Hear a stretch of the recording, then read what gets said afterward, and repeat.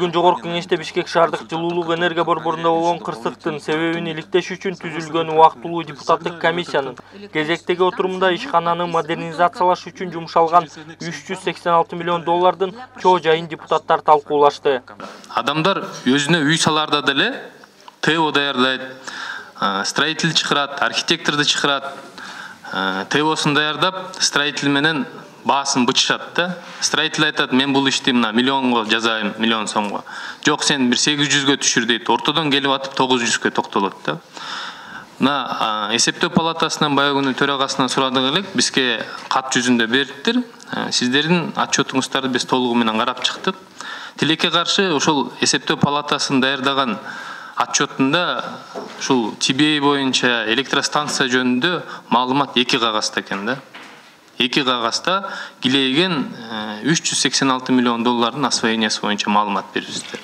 Ошонун ичинде эми уну адис эмес, жөнөкөй бир мектепте окуган бала деле таң калган цифралар бар да. Эскерте кетсек, Бишкек жылуулук борборунун модернизацияланган башкы корпусу былтыр жайында пайдаланууга берилген. Ал Кытайдын Эксим банкынан алынган 386 миллион долларлык насыяга жаңыланып, кошумча 2 энергоблок курулган. Мамлекеттик комитет өнөр жай, энергетика жана кен байлык боюнча айтып кеттиңиз сөзүңүздүн башында. Сиздин сөзүңүз менен айтайын, суроо берсек эле, мы не являемся правопреемником Министерства энергетики депчи.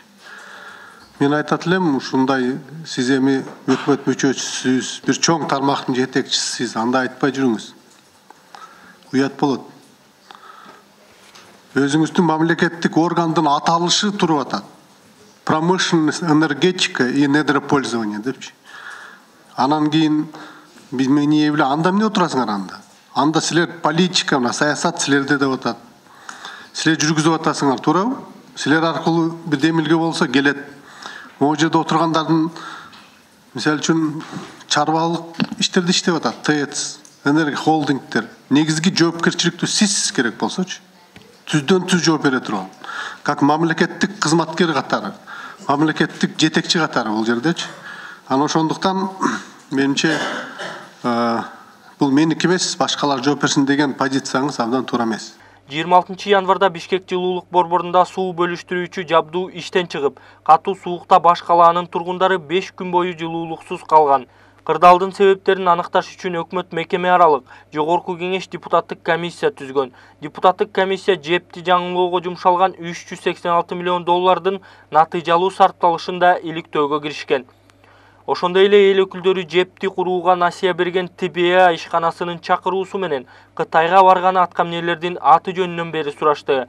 Бирок Каржы министрлигинин жана Улуттук энергия холдинг өкүлдөрү бул суроого жооп бере алышкан жок. Переговорный процессте Жогорку Кеңештин депутаттары, министрлер, министрдин орун басарлары чет өлкөгө Кытайга рабочий визит менен ошол TBA'дин чакыруусу менен барганды.